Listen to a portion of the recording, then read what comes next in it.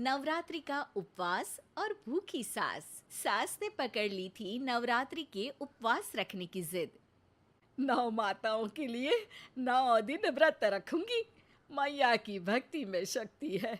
मैया हमारे परिवार को अपना आशीर्वाद जरूर देंगी। लेकिन अपना शरीर तो देखिए माँ जी, आपका एक पाँव घर में रहता है और एक पाँव डॉक्टर के यहाँ। फिर से बीमार हो गई तो जय माता दी के साथ राम नाम सत्य भी। अरे राम राम राम, कैसी बातें कर रही हो बहू। राम नाम सत्य हो मेरे दुश्मनों का। मुझे व्रत रखने से मत रोको बहू। वरना देवी माँ नाराज हो जाएंगी। नहीं, तुम्हारी सासू माँ नाराज हो जाएंगी। अरे पर माँ, भूखे क्यों रहना है? देवी माँ थोड़ी ना चाहती होंगी कि उनके भक्त भूखे रहें। और आपकी तो सारी मनोकामना पूरी हो चुकी है ना माँ। लालच है बेटा, लालच बुढ़ापे में भी खत्म नहीं होती। अरे तुम चुप करो जी। तुम्हारी भी उम्र है भक्ति भाव करने की। ज्यादा बड़बड़ की ना तो तुमसे भी उपवास रखवा लूंगी। हाँ। अरे रौद्र रूप क्यों धारण कर रही हो मेरी माँ। रख लो व्रत। ठीक है माँ, बस अपनी हेल्थ का ध्यान रखना। अरे उसकी चिंता तुम मत करो बेटा। मैंने टीवी पे देख लिया है कि व्रत में क्या क्या खाने से शरीर में कमजोरी नहीं होती। अच्छा ही है, वरना ऐसा ना हो कि 9 दिन के बाद तुम मैया के द्वार की जगह सीधा हरिद्वार। अरे तुम मुझे हरिद्वार क्यों भेजना चाहते हो? क्योंकि अब तुम्हें मायके तो भेजने से रहा।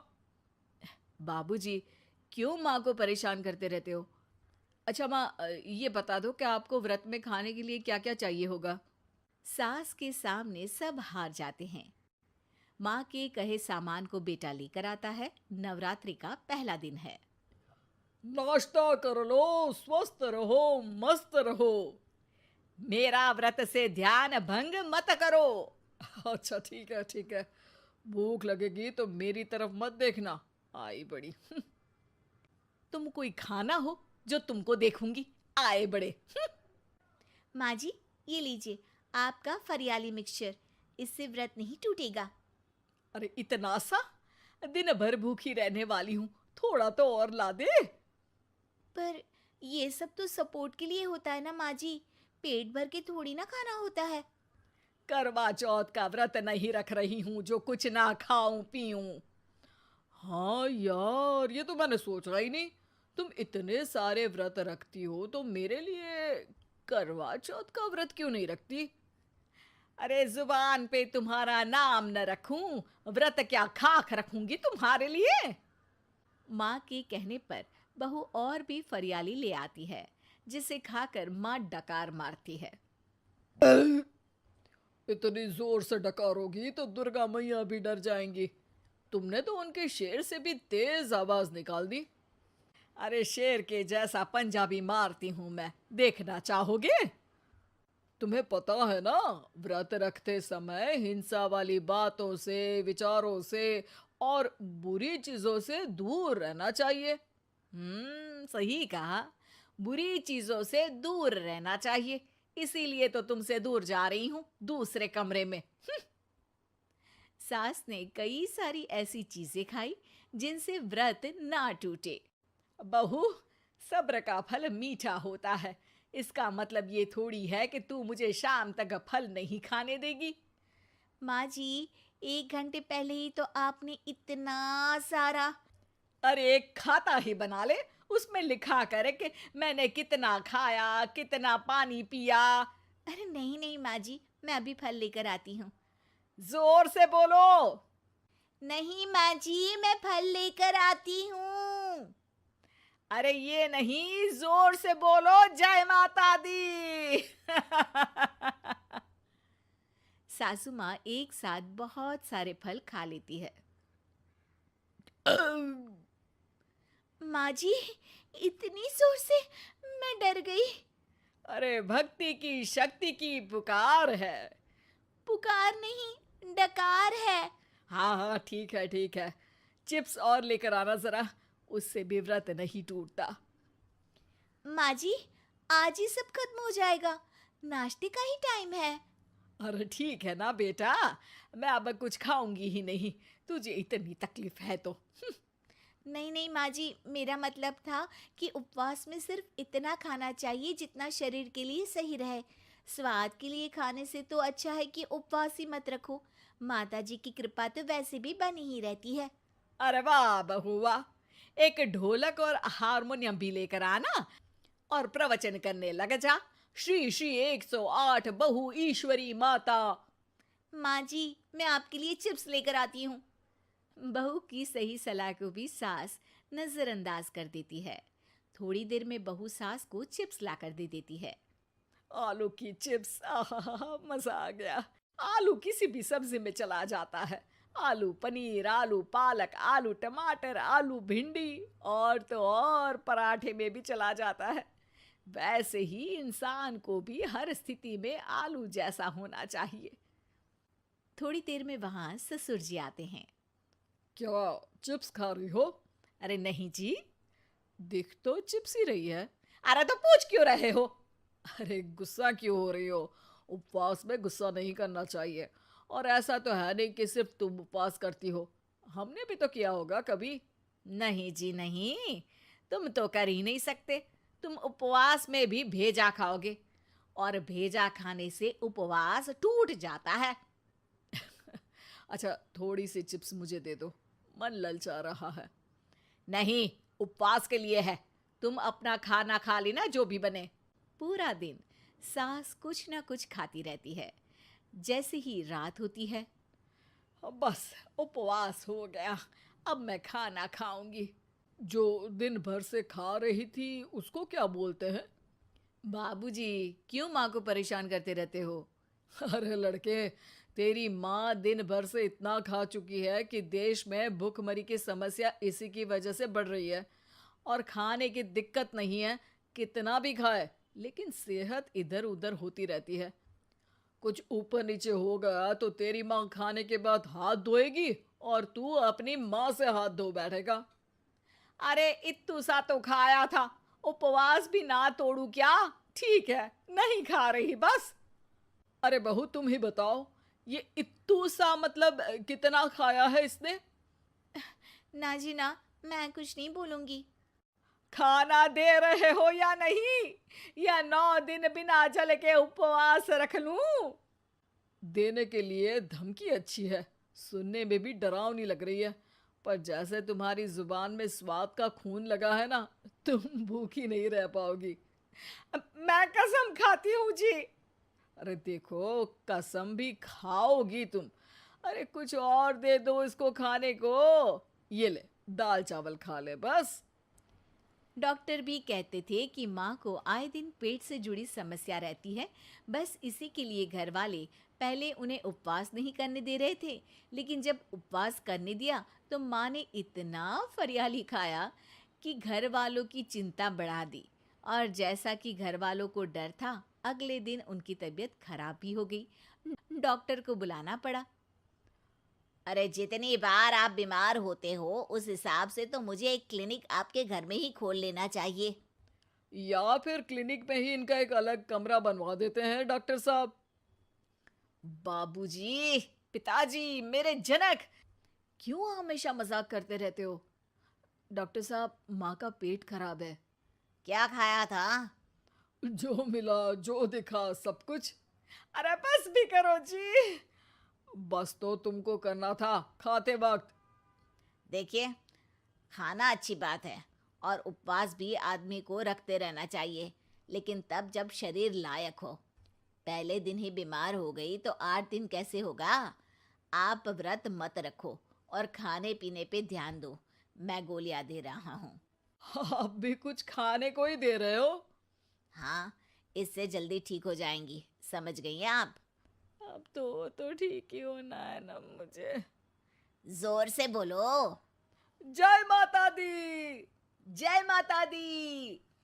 जय माता दी।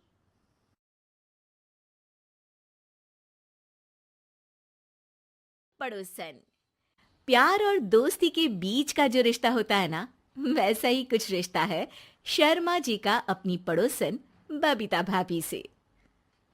अरे सुनिए ना, कुछ पैसा देकर जाइएगा। मैं और पड़ोस की बबीता भाभी आज शॉपिंग में जाएंगे। बबीता भाभी का नाम सुनते ही शर्मा जी के कान खड़े हो जाते हैं। हाँ हाँ, क्यों नहीं।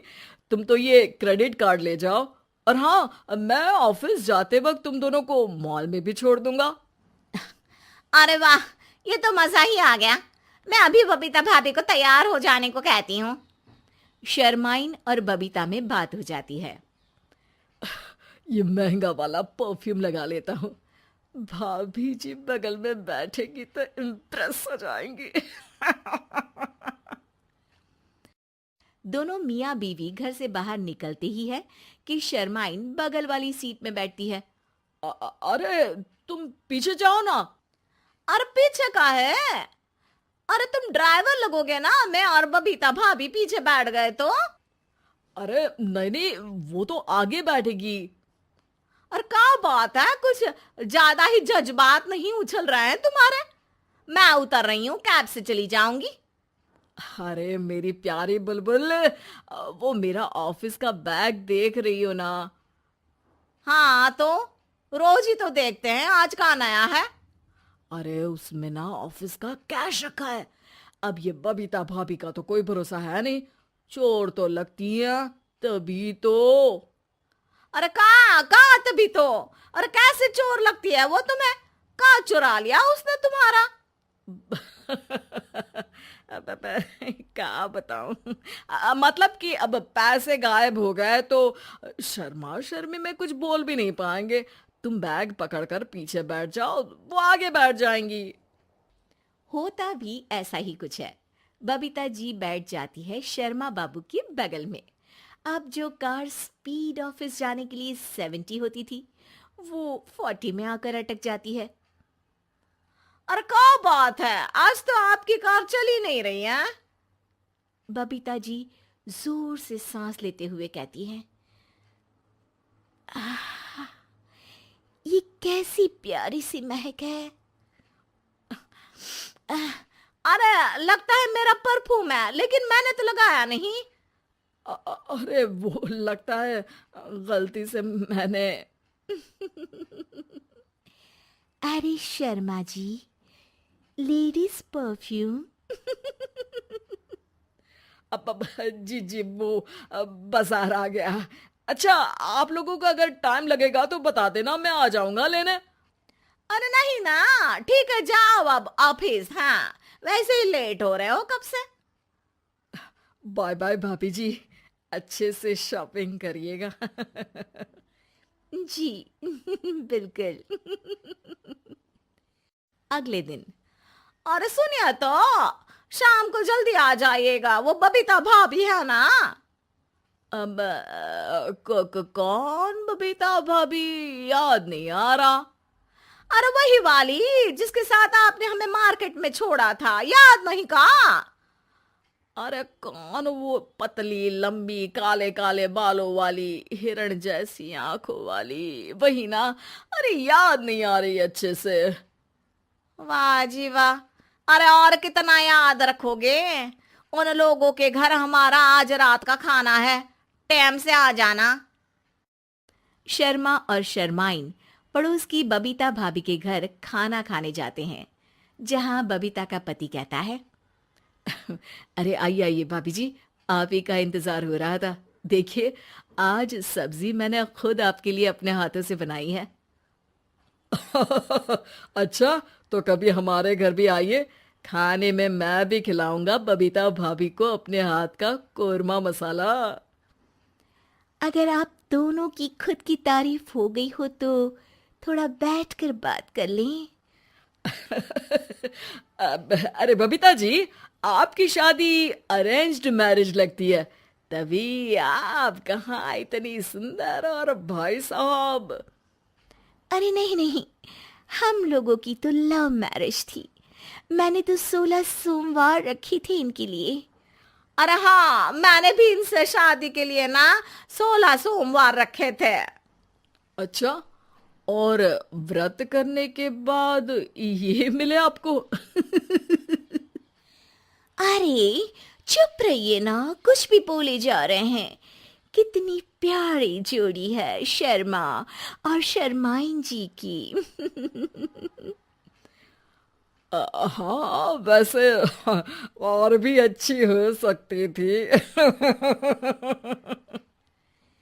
सब खाना खाकर अपने घर के लिए निकल ही रहे होते हैं कि और हाँ, अब हम लोगों को एक दूसरे के घर जाने के लिए किसी बहाने की जरूरत नहीं होनी चाहिए।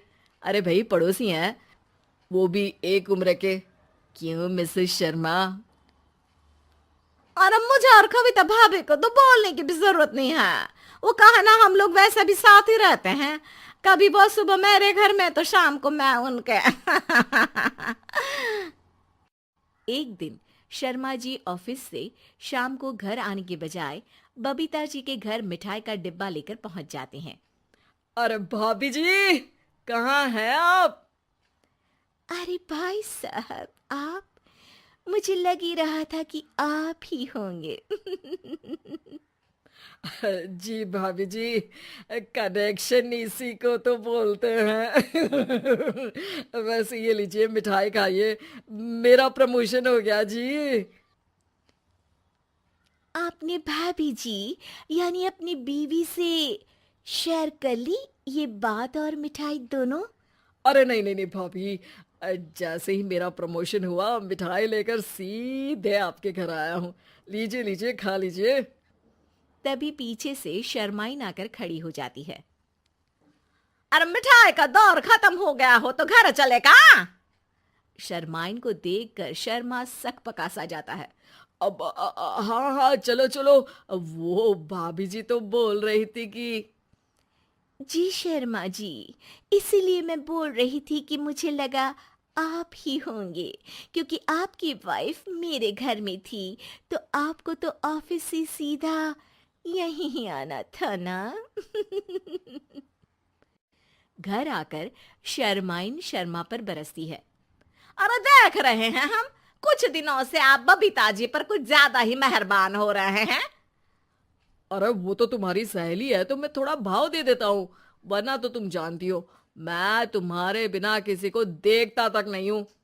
हाँ हाँ, देख रहे हैं हम कि तुम किसे देखते हो और किसे नहीं। प्रमोशन हुआ, दिन में 4-4 बार फोन पर बात हुई, पर मुझे बताना जरूरी नहीं था, क्यों? शर्मा देखता है कि दरवाजे में बबीता खड़ी है और सामने बीवी की। तभी हाय हाय रे हाय, मेरे सीने में दर्द आई आई आई आई आई, वो सीना पकड़कर बैठ जाते हैं। अब एक तरफ से बीवी शर्मा जी को पकड़ती है और एक तरफ से बबीता जी। बेचारे शर्मा जी इस बार तो बच गए, लेकिन देखना बाकी है कि आखिर कब तक।